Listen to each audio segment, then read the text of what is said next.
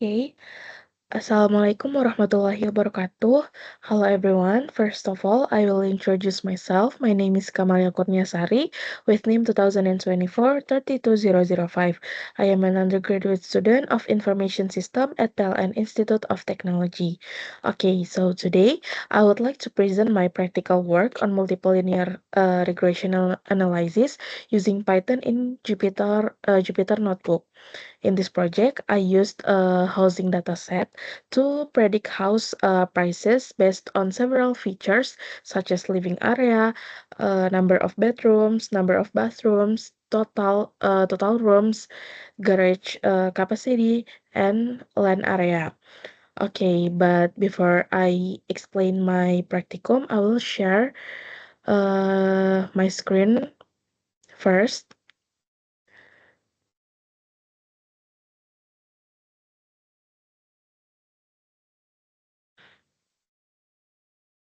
Okay, okay. In here, first, I imported several important libraries that are needed for this project. I used Pandas for data manipulation and handling datasets. And then I used import NumPy for numerical operations, and then Matplotlib for data visualization, and scikit-learn for machine learning process such as splitting the data, building the regression model, and evaluating the results. Next, I loaded a dataset using the read underscore CSV function and stored it in a variable called df. Then these steps allows me to access and process the dataset easily within the Jupyter Notebook environment. And after loading the dataset, in here I performed a descriptive analysis to understand the data. I used the describe function to see the statistical summary, info to check the data types and number of entries, and then in here the df.info for check the data types and number of entries, and then the f dot is not that sum. It is to identify missing value in each column. This step is important to understand the structure and quality of the data set before further the processing.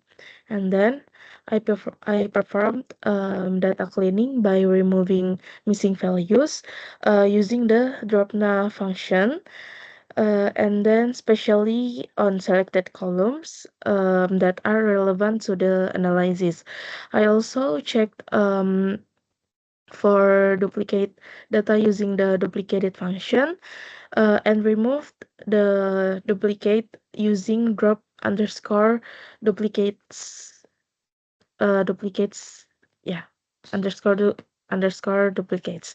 And this ensures that the dataset is clean, consistent, and ready for modeling.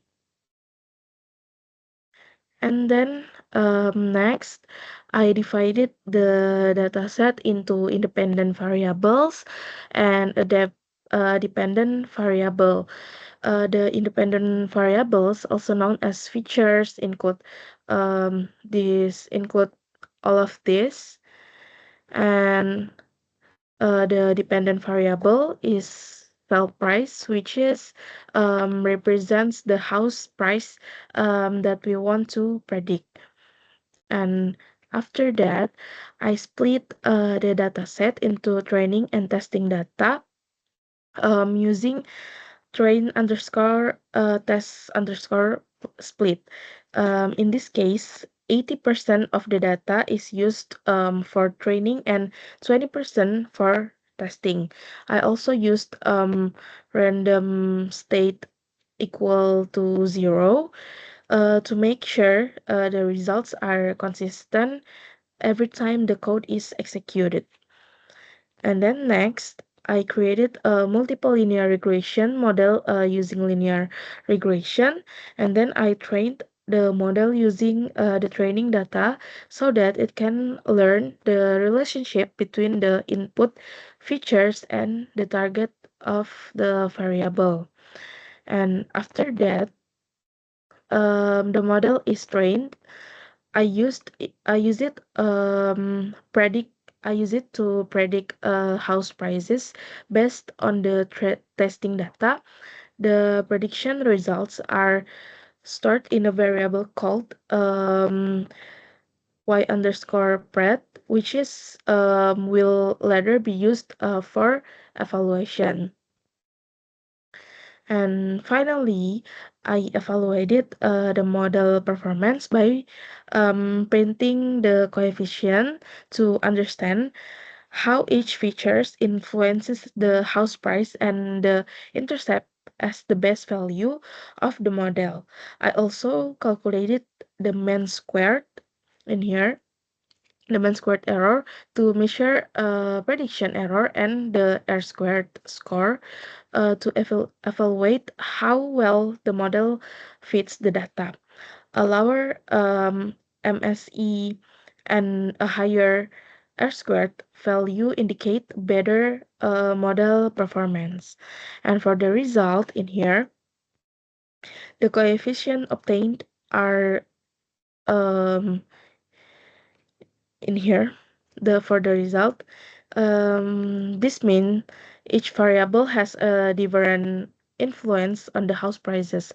For example, for the living area has a positive coefficient in here, which means the that a larger living area increases the house price. And for the garage cars also has a strong positive effect, meaning more garage capacity significantly increases the price. However, for the bedroom, for the bedroom area has a negative coefficient in here, which may indicate that having too many bedrooms without increasing overall space could reduce the value, or it may be influenced by other variable in the data set. The intercept in here, the intercept value in here is mm, 10113.58, which represents that the base price when all independent variables are zero. Although this situation is not realistic, but it is still part of the regression equation. And for the mean squared error is approximately um, 2.79 billion.